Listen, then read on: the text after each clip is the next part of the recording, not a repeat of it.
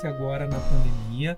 Aliás, o Covid, ele nos deixou, quer dizer, nem nos deixou, né, heranças, porque ele ainda está conosco e vai continuar sendo algo que nós vamos ter que aprender a conviver. Veio ficar. Ninguém convidou, mas ele veio. Nós vamos ter que aprender a conviver com a doença, assim como a gente fez com o H1N1, com outras doenças transmissíveis.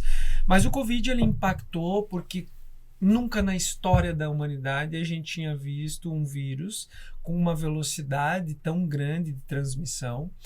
E, ao mesmo tempo, nós tivemos que lidar, e aí eu estou falando agora os profissionais da área de saúde, as autoridades, com algo novo, que foi a presença das redes sociais, das mídias eletrônicas, dentro de um processo onde você tinha uma pandemia, um vírus agindo, e nós precisávamos lidar tecnicamente com muita coisa. Só que a pandemia e a globalização das mídias, da forma como você se comunica, impactou diretamente no processo de cuidado, das mais diversas formas. Tanto positivamente quanto negativamente, tanto positivamente, né, doutor? quanto negativamente. Positivamente, por quê? Porque nós seres humanos provamos que quando nós estamos unidos, não há nada que nós não consigamos superar. Verdade. Muitas pessoas questionam a velocidade com que a vacina foi desenvolvida. Mas o fato é que, como eu disse, nunca antes a comunidade científica do mundo inteiro se uniu para buscar a solução de uma única causa. Não tem como comparar outras vacinas produzidas milênios atrás, né? Não tem Principalmente por quê? Porque esse esforço científico ele era compartilhado em tempo real com toda a comunidade científica do mundo inteiro. Então, nós conseguimos decifrar o código genético do vírus em tempo recorde. Inclusive, o último sequenciamento, a última parte do sequenciamento do vírus, quem fez foi uma brasileira, que havia um esforço mundial nesse sentido. E a partir daí já se começou a se trabalhar na forma como desenvolver a vacina. Ao mesmo tempo, todos os estudos que normalmente são conduzidos, eles são feitos com um grupo populacional bem restrito. Uma medicação, para ser lançada no mercado, ela passa por várias etapas, uma vacina também. Em média, você tem 10, 12, 15 mil pessoas envolvidas no estudo. E aí também, doutor, não é só porque o mercado exige, mas até por uma questão de segurança, né? De testes de segurança, eu acho que essa necessidade. É importante essas fases. Por isso que, muitas vezes, vacinas ou outros medicamentos levam um certo tempo, porque você tem que analisar numa determinada população. O efeito a longo prazo, né? Mas, principalmente, no caso do Covid, nós passamos a ter, no mundo inteiro, um número de pessoas participando dessa fase de testes como nada parecido antes. Então, como eu disse, em média você tem 10, 12, 15 mil pessoas participando de um estudo. Na fase de teste do Covid, antes da vacina estar disponível para a população em geral, mais de 13 milhões de pessoas no mundo estavam na fase de testes da vacina. Isso faz com que você passe a ter um universo muito, mas muito maior de possibilidades. Por isso que a questão das reações adversas, às vezes você vai analisando dentro de um grupo pequeno, e aí você tem que acompanhar por mais tempo, porque pode acontecer de dar uma reação para um, para outro. Não, mas quando você amplia um universo para um número como esse, dificilmente você não vai, num universo de 13 milhões de pessoas, identificar uma reação adversa. Então, isso se mapeou de forma muito mais fácil e mais rápida, né? Mas a pandemia, como eu disse, ela deixou para nós uma herança, deixou um legado de coisas positivas. Ela fez com que nós todos parássemos e pensássemos um pouco a respeito da vida. Em algum momento, cada um fez isso, com certeza, durante a pandemia. E, ao mesmo tempo, ela deixou um outro rastro, que aí é o que nós vamos, ainda com o tempo, perceber. que envolve todo o sofrimento, angústia, ansiedade dessas pessoas que tiveram alguém na família, que perderam um ente querido, ou que passaram por um momento, né, muito difícil, tiveram complicações, né, saíram, escaparam, estão aqui conosco, mas com certeza nunca mais vão esquecer esse momento. E isso a gente não consegue mensurar hoje qual efetivamente vai ser o impacto disso dentro da rede de saúde. Aumentou muito a busca por cuidado emocional na rede de saúde? Aumentou essa demanda, né? E na rede de saúde a gente tem serviços específicos para fazer esse atendimento, mas efetivamente a gente não tem como dar conta, não consegue. O volume de atendimento, a busca por ajuda nesse sentido aumentou muito. O atendimento psicológico especificamente, o senhor fala? Sim, sem dúvida. Na realidade, nós temos um ambulatório especializado pós-Covid, que é multiprofissional, né? Porque aí lá também existem todas aquelas sequelas físicas que efetivamente também ficaram do Covid. Mas esse lado que envolve a condição emocional das pessoas, ela está muito presente e ela ainda vai repercutir por muito tempo. Como eu disse, a gente não consegue nem mensurar isso hoje. Com certeza. E hoje nós não temos um atendimento emergencial para a saúde emocional, né, doutor?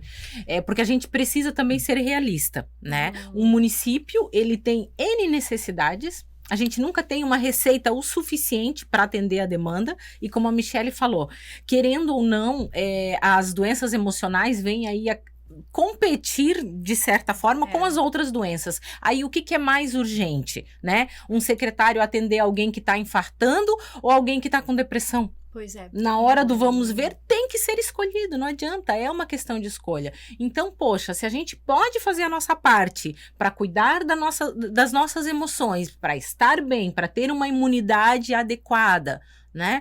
Por que não fazer isso? Por que esperar adoecer para daí precisar de atendimento? É complicado, então eu acredito que a população tem que entender também qual é a sua responsabilidade e fazer a sua parte. Você, como psicanalista clínica, podia contar pra gente, então, o que é, afinal de contas, a saúde emocional? Como que eu posso cuidar dessa saúde emocional?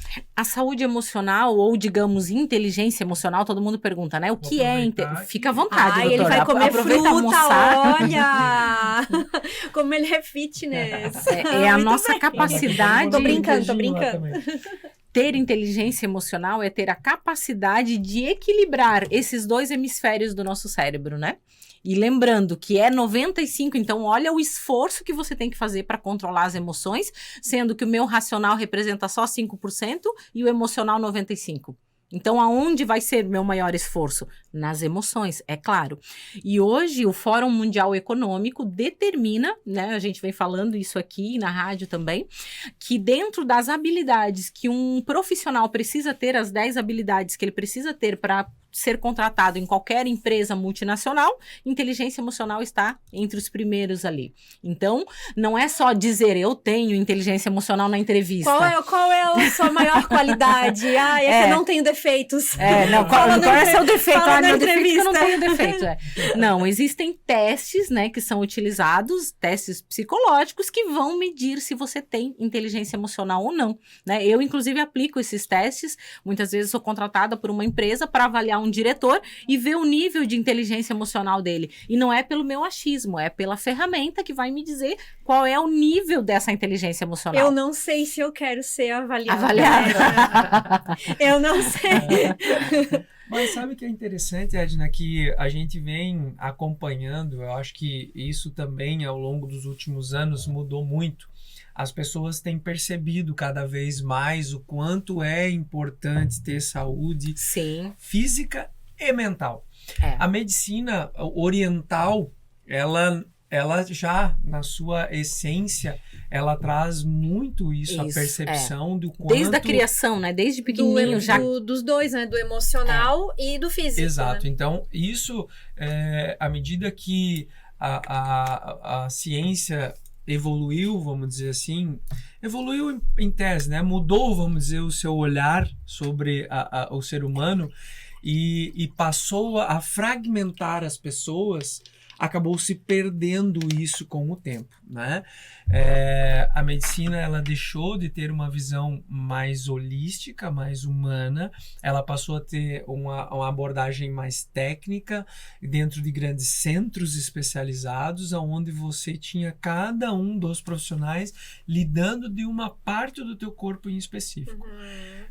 Então se perdeu muito isso, né? Mas, ao mesmo tempo, hoje eu percebo esse resgate. Muitas pessoas têm já buscado informações a respeito, por isso, inclusive, nós estamos aqui hoje, Sim, né, no podcast. Só de saúde emocional. Só falando de saúde emocional, porque as pessoas têm percebido a importância e o quanto isso efetivamente faz diferença no dia a dia e na vida das pessoas, né? Nós temos hoje uma longevidade muito maior, né? As pessoas hoje vivem mais, né? Então, automaticamente, como a gente passou a viver mais, aumentou também a idade com a qual a gente se aposenta. Então, a nossa exposição ao estresse do trabalho, digamos, também aumentou. Né? E isso vai trazer um reflexo em todos os aspectos. Então a gente tem que olhar para isso, a gente precisa falar a respeito disso, né? E o exercício físico, Michele, qual a importância dele nessa receita toda aí que a gente está falando? Essa é muito fácil de responder, porque justamente o nosso corpo ele foi feito para o movimento.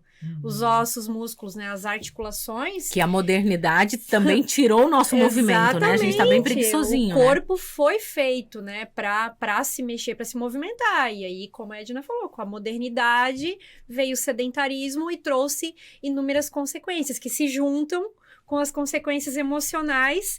E aí eu imagino que quantas vezes o doutor deve ter chegado, né, em alguém, num atendimento, olha, você precisa procurar uma atividade física, sim, com certeza. né, procurar, né, de repente melhorar um pouquinho a alimentação. Isso acontecia nas tuas consultas, doutor? Sem dúvida, e mais do que isso, né, a questão da atividade física, de você se alimentar de forma mais saudável, isso garante que a parte orgânica do teu corpo esteja, né, em melhores condições, mas a própria atividade física, ela também interfere justamente na tua condição, né? Até porque ao fazer exercício físico, a gente está produzindo endorfina, serotonina, que são hormônios, né? Dopamina.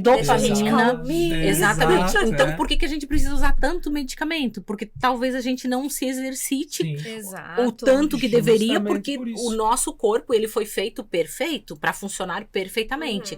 Aí os nossos hábitos vão tirando isso da gente e a gente vai adoecendo. Outro número que tem crescido muito, doutor, é adolescentes com depressão. É assustador o número de mães que me procuram desesperadas. Edna, vamos até falar que o nosso outro tópico, nosso outro podcast com o doutor Felipe, teve muito feedback positivo no sentido das pessoas se interessando muito pelo tema, que era justamente relacionado à obesidade.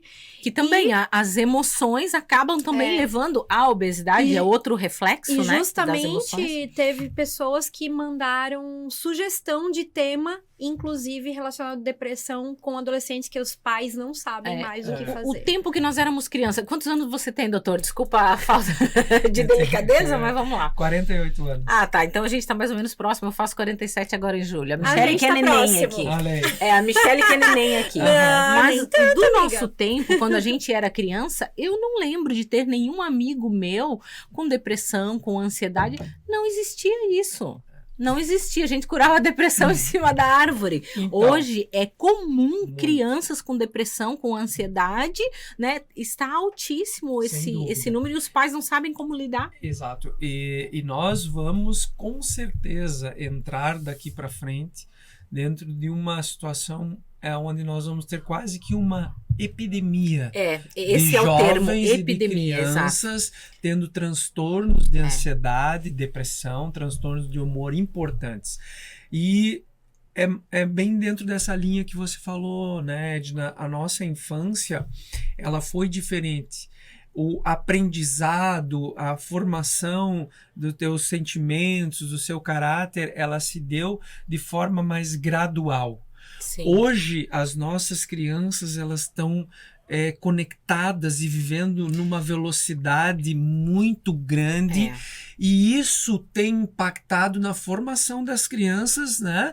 E, inclusive vai mais tarde, assim como já tem acontecido, desencadear uma série de problemas, porque eles não sabem como lidar com a espera, com a frustração, né? Já tem algum dado, doutor, alguma pesquisa sendo feita na própria rede pública relacionado a isso? Não, nós não temos. Aqui a universidade, inclusive, é uma grande parceira nossa, tanto a FURB quanto a Uniaselv. As nossas unidades de saúde, todas elas são unidades docentes assistenciais, onde também existem acadêmicos lá, professores da universidade ajudando no atendimento da nossa comunidade. Eu tenho certeza que nós vamos, se já não tem, alguma linha de pesquisa, né? Não só aqui no nosso município, mas fora com certeza, avaliando o impacto disso, né? Dessa nova vida, dessa geração digital que está vindo aí. A gente falou ali até a questão do suicídio, né, doutor? Então, aumentou gigantemente a tentativa de suicídio nessa faixa etária. Nossa. Imagina uma criança e adolescente tentando tirar a vida. Olha o desespero disso. Um outro dado importante, aí sim esse já tem estudos, mas ainda não correlacionados exatamente à causa, mas eu acredito que esse é um fator, é do aumento da incidência de pessoas dentro do espectro autista. Sim. E isso tem surgido, ou na verdade tem crescido de uma forma exponencial. E ainda se busca a correlação, né, o porquê disso, mas eu acredito que esse é um dos fatores. Sim. Você pode até geneticamente já ter uma predisposição e acabar tendo dentro do teu espectro lá autista um grau mais severo, mas esses graus mais leves e esses moderados, eu acredito que possam inclusive estar sendo induzidos por isso. Porque você nasce e hoje o teu cérebro está se desenvolvendo e as reações químicas, porque o pensamento não deixa de ser uma reação química, elas estão acontecendo numa velocidade como nunca antes. Isso está impactando na formação da personalidade das crianças. Eu tenho visto relatos de mães que me falam, até tal idade, até os 6 anos, até os 7 anos de idade, meu filho era normal. A partir de então, ele começou a ter um comportamento diferente. Aí você aplica os testes, tal, aí aparece o autismo, enfim, várias outras, né, classificações. Mas até idade X era normal. Então tem algo no comportamento, né? A gente não pode dizer é isso, é aquilo, mas há algo no comportamento que acabou trazendo isso. Então, por que é importante a gente falar sobre isso, né? Para que os pais fiquem atentos a tudo isso. A base familiar é extremamente importante, o equilíbrio emocional, né? Hoje a gente tem altos índices de divórcios, separações e problemas. Tudo isso reflete nas emoções. E né? reflete, traz impactos para a saúde e para os custos também relacionados, né, doutor? Com certeza. Te perguntei sobre se já tem alguma pesquisa encaminhada ou algum dado, justamente para entender o quanto que a gente poderia ter projetos nessa área, já pensando a longo prazo, porque essas crianças que serão adolescentes, serão adultos também com problemas de obesidade, de problemas cardíacos, diabetes e tudo que impacta, né, os maus hábitos e toda essa rotina não saudável. Será que a gente consegue trazer projetos nessa área já pensando a longo prazo? Sem dúvida nenhuma é muito importante que se trabalhe nessas linhas de cuidado, mas infelizmente a gente vem sendo praticamente engolido pelas emergências, pelas pandemias da vida, né? E aí a gente acaba sendo sempre refratário, né? Você está agindo em cima de algo que já aconteceu. Mas é realmente muito complicado quando você vê, por exemplo, agora vamos falar da obesidade, né? Porque ela tem sim uma relação, muitas vezes, com o fator emocional, né, com o estresse, mas ela também tem uma ligação direta com uma mudança total de estilo de vida que a gente teve nas últimas décadas. O que o doutor Felipe falou no podcast anterior, e isso passaria pela educação. Exato, né? exato. Não dá só para tratar aqui na ponta, você tem todo um caminho a ser percorrido, Isso, né? exatamente. E nas emoções é a mesma coisa, na saúde em geral. Então eu entendo que sim, que a gente precisa começar a tratar isso tudo realmente lá dentro, lá na infância, lá na escola, né? Acho que são projetos que têm que ser trabalhados lá justamente, porque se eu for montar a estrutura, não que não seja importante e necessário, é claro, a estrutura de atendimento para essas pessoas, infelizmente, se eu estou abrindo as portas de um centro de referência em saúde mental, é porque lá atrás eu não consegui efetivamente impedir e agora já se tornou um problema, né? Se tornou um problema de saúde e essa pessoa precisa de um atendimento especializado. É um desafio muito grande da gestão pública poder lidar com isso, né? A gente acaba trabalhando realmente com recursos infelizmente limitados e, na realidade, eu vejo que, infelizmente, nós todos, na ânsia de buscarmos melhores condições de vida, na ânsia de buscarmos uma melhora para a nossa sociedade, nós lutamos sempre muito, muito, muito pelos nossos direitos. Mas nós estamos deixando de lado alguns deveres. E o Estado tem sido muitas vezes paternalista no sentido de absorver isso, quando na realidade é responsabilidade sim dos pais, é responsabilidade sim dos filhos também, mais tarde, cuidarem dos seus pais. E o que a gente tem percebido muitas vezes é isso, nasce uma criança e agora o pai é o Estado. É o Estado que vai dar comida, é o Estado que vai dar escola, é o Estado que vai dar educação, é o Estado que vai... Ele tem que estar presente, ele tem que ser uma entidade efetivamente relacionada e ligada a tudo isso, mas ele não pode ser o provedor de tudo. Né? Nós temos que estar presentes, mas tem que haver um equilíbrio. E aí a gente lembra de outra coisa que a gente estava comentando, que é a autorresponsabilidade, né? Autorresponsabilidade, né? Trazer para nós saber qual é a minha responsabilidade nessa desordem toda, né? Nós estávamos aqui um pouquinho antes de começar o podcast, falando com o secretário, a maioria das pessoas não tem noção, né, da nossa realidade atual, até porque hoje as pessoas não assistem tanta TV, não ouvem mais tanto rádio, mas enfim, nós estamos com os hospitais lotados, a gente estava conversando isso com o doutor, sou casada com um médico, meu esposo fica o dia todo ali sofrendo, tentando conseguir uma vaga para internar paciente e não tem vaga, né? Covid e agora a dengue. Né? Está lotado. Respiratória, gripal. Exatamente, as gripes já normais, H1N1, enfim. Então, como é que vamos ser bem realistas, como é que a gente vai tirar dinheiro dessas emergências que a pessoa pode morrer, né? E investir no lado psicológico? O que é mais urgente? É salvar vidas, então a gente precisa de mais vagas nos hospitais e tal, então é isso que o doutor falou, a gente precisa ter autorresponsabilidade, saber que existem coisas que é o pai, é a mãe que tem que fazer, né? Eu recebo, doutor, muitas pessoas que vêm e me trazem filho com 6, 7 anos e conserta meu filho. E eu sempre digo, não precisa me trazer teu filho aqui, vem você e teu marido, senta aqui que eu preciso consertar vocês dois. Toma distraído. Mas é verdade, a criança é um ser que vem puro. Você tem filhas, né, doutor? Duas meninas. Elas vieram bonitinhas ali. Se deu certo ou não deu, quem estragou ou quem fez o trabalho bem feito são os pais, somos nós. E aí depois o que a gente faz? Vai lá e quer... Que alguém resolva. Quer que alguém resolva. No meu caso, vai lá, não, eu pago quanto você quiser, mas não adianta eu tratar a criança se eu não tratar o ambiente. Exato. Ela vai voltar para o ambiente que adoeceu ela e vai continuar doente.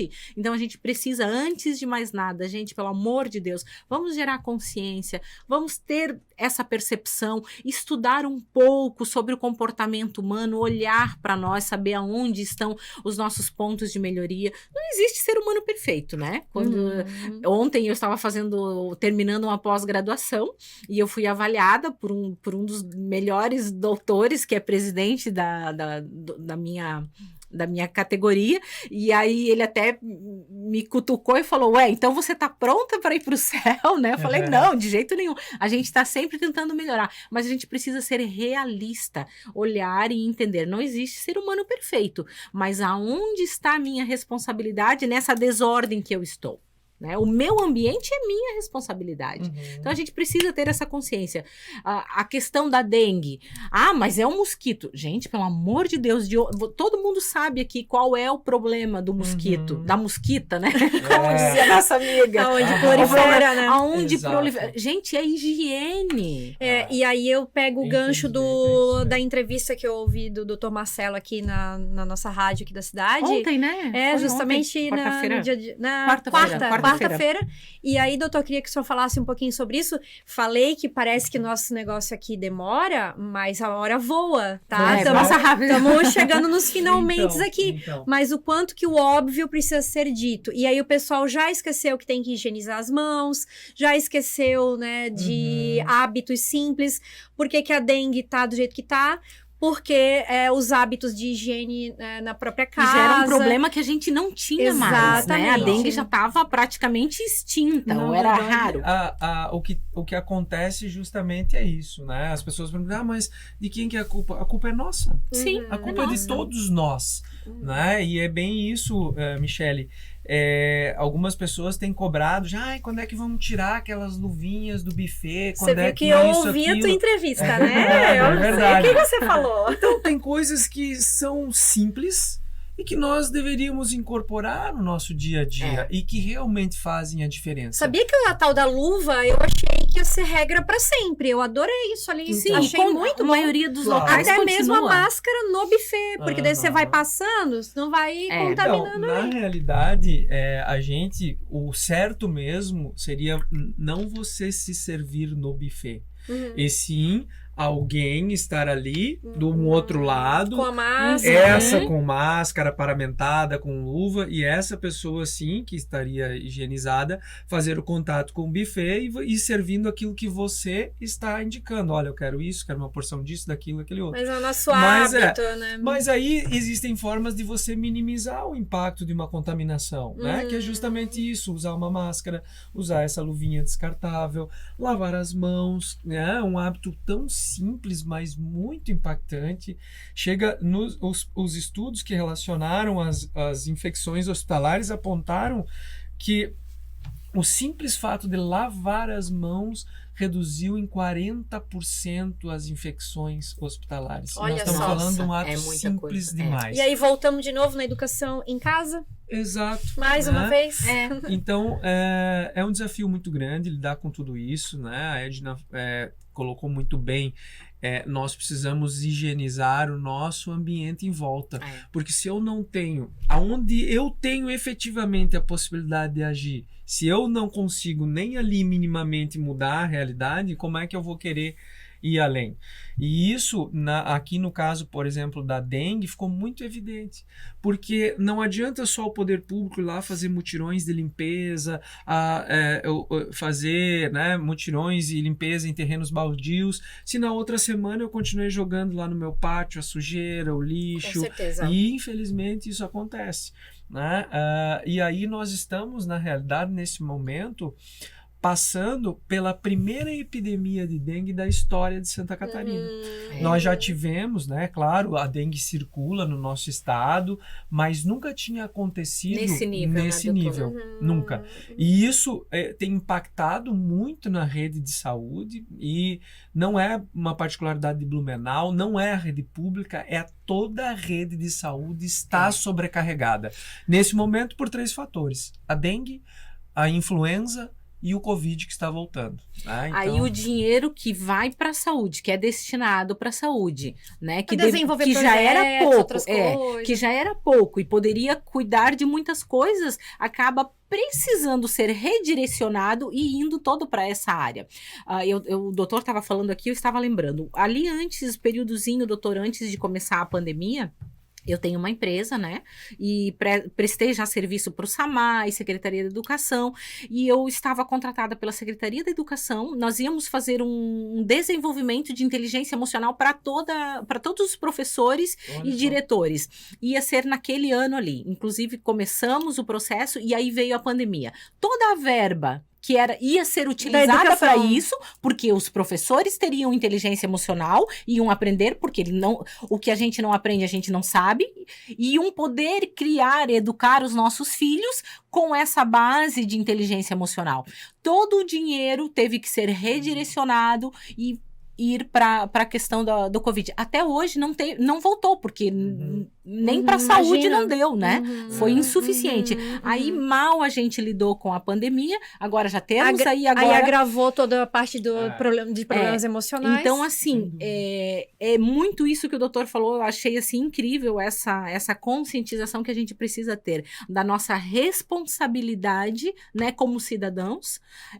Nós somos o povo, nós somos o Brasil. A gente acha, não, o prefeito tem que resolver, o secretário tem que resolver, né? Não é bem por aí. Nós temos que resolver o nosso mundo. Se eu resolver cuidar na minha casa, que na minha casa não tenha dengue, haja uma higiene adequada, esteja tudo funcionando bonitinho, e o vizinho também, se cada um fizer a sua parte, aí a gente consegue ter um pouco mais de qualidade e investir em projetos. E não é tão difícil assim, né? Você cuidar da tua higiene, da higiene do teu ambiente, né? Doutor Marcelo, e nesse momento, então, quais são as atitudes, né, aqui do nosso município com relação à situação que agravou no local? Bom, então, primeiro que Blumenau, vamos falar de Covid, conseguiu, né, montar uma rede, desde a atenção primária até a alta complexidade, que foi os hospitais, que foi considerada um exemplo para o Brasil em termos de enfrentamento ao Covid. Sim. Aliás, Blumenau é a cidade com mais de 100 mil habitantes que tem a menor taxa de letalidade por Covid do Brasil. Não é de Santa Catarina, é do Brasil. Nesse momento, as pessoas não estão percebendo ainda, mas já está acontecendo, sim, um novo movimento de superlotação da estrutura de saúde, principalmente por causa do Covid, dengue e influenza. Esses 3 fatores somados estão projetando para cima da rede de saúde uma demanda muito parecida com a do início da pandemia. O que nós acabamos fazendo aqui de imediato, nós suspendemos a semana passada, mais uma vez, o atendimento eletivo, que era aquele agendado nas nossas unidades básicas de saúde, mas vale salientar que todas as consultas de especialistas, exames, pré-natal, puericultura, essas continuaram sendo mantidas. Nosso objetivo foi tirar aquela consulta que às vezes era para a renovação de uma receita, que ia lá fazer o exame periódico. Essa agora ficou suspensa temporariamente para a gente poder dar vazão a esse volume grande de atendimento. Outra ação que nós fizemos, nós estamos intensificando a vacinação, inclusive nesse sábado agora, dia 21, nós vamos ter mais um dia D de vacinação. 21 de maio, né? Isso, exatamente, focado na influenza e no Covid, mas nós vamos também disponibilizar todas as outras vacinas para poder colocar em dia a carteirinha de vacinação daquelas crianças. Acabou antecipando, né? Até porque... Na realidade, muitas pessoas daí foram atrás da vacina contra a Covid e não fizeram mais a influenza. Não fizeram da influenza. Né? E também vale aqui lembrar que as pessoas, né, na verdade, acima dos 12 anos, você não precisa fazer um intervalo entre a vacina da gripe e da Covid. Você pode tomar as duas no mesmo dia. Apenas então nos menores de 12 anos é que há necessidade do intervalo de pelo menos 15 dias entre uma vacina e outra. Então, nós já tivemos a campanha nacional de vacinação contra a influenza, ela já foi lançada. Nós já tivemos o dia D de mobilização nacional da campanha da vacina da influenza, mas nós adotamos essa medida aqui, é uma ação local. A Prefeitura de Blumenau, através da Secretaria de Saúde, está fazendo mais um final de semana de mutirão para ampliar a cobertura de vacinação, principalmente de influenza, porque nós estamos tendo realmente muitos casos. E mais do que isso, nós, não só as crianças, mas os adultos acabaram mais suscetíveis também. Por quê? Nós ficamos praticamente mais de 2 anos de máscara. E isso ajudou muito para evitar a transmissão do vírus da Covid, mas não só do Covid, como de outras doenças. Sim. Então agora nós estamos desprotegidos e está acontecendo mais ou menos quando uma criança vai pela primeira vez na escola. Ela se expõe a uma série de vírus, né? Maior. E isso está acontecendo conosco agora, adultos, porque nós ficamos muito tempo usando a máscara, nos protegendo para ver como ela efetivamente funciona. Era um gesto simples e ajuda, não 100%, mas ajuda ajuda. E nesse momento nós estamos tendo esse reflexo, né? Então, nós estamos ampliando os horários de atendimento da nossa rede, fazendo campanha de vacinação, né? Nesse final de semana, no sábado, dia 21, dia D, as nossas unidades vão estar abertas das 8 às 17 horas, vacinando contra a gripe, contra H1N1, Covid, sarampo, doenças que já tinham praticamente sido eliminadas, né? Estão voltando por um movimento, infelizmente, totalmente equivocado, que é o movimento antivacina, e que ganhou uma visibilidade, como a gente falava a respeito das redes, como nunca antes na história da humanidade. E agora tem pessoas com um entendimento equivocado, né, induzidas por outras que não têm conhecimento, sendo prejudicadas, porque acham que estão se protegendo por não se vacinar e acontece justamente o contrário. Uma das coisas que eu falo também, doutor, que a maioria das pessoas olham muitas vezes para uma história trágica, mas não sei quem tomou a vacina, morreu, aconteceu isso. É 1 em 1 milhão. E aí eles potencializam aquele caso como se fosse para todo mundo. Mas não, gente, pelo amor de Deus, né? A gente precisa ter aí bom senso em todos os aspectos. Doutora, sua consideração final, digamos, a respeito de saúde emocional. De 1 a 10, o quanto é importante a gente ter essa saúde, esse equilíbrio emocional? 11.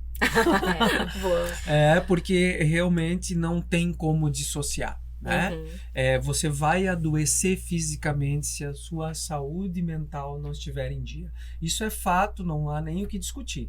Se você não estiver bem emocionalmente, você não vai estar bem fisicamente, né? Não importa o tempo que vai levar, mas fatalmente vai não adianta a gente viver muito, mas não ter qualidade de vida. A gente precisa viver bastante, mas com qualidade de vida. Quem né? sabe... E ter essa qualidade passa por esse equilíbrio, né, Michele? Eu não sei como é que tá a grade curricular agora, mas imagino que não tenha uma matéria de saúde emocional não, aqui no Brasil não existe, né? Na Europa tem, Estados Unidos, Inglaterra, se aprende inteligência emocional na escola. Tem testes lindos que a gente vê que são aplicados às crianças de pequenininha, já aprendem a lidar com os problemas.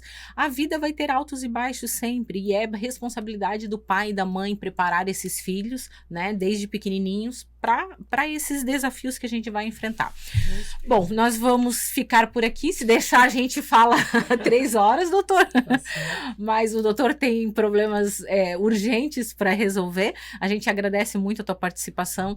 É muito importante, e a gente gosta de trazer autoridades aqui, porque se a gente fala, às vezes não faz tanto sentido quanto quando um médico senta aqui e diz, olha, a parte clínica é importante, medicamentosa é importante, mas o emocional é a base de tudo. E o emocional é gratuito, tá, gente? A gente consegue cuidar gratuitamente, então vamos fazer a nossa parte, né? Foi muito Michele, legal, tua Marcelo. Consideração final aí? Não, com certeza. Eu que atuo na área, né, da saúde também já há 17 anos, como personal trainer, nutricionista, vejo o quanto que a saúde emocional é importante, sim, inclusive, né, em todo o contexto, porque muito a pessoa vai para o exercício para cuidar do seu emocional ou ao contrário também, né?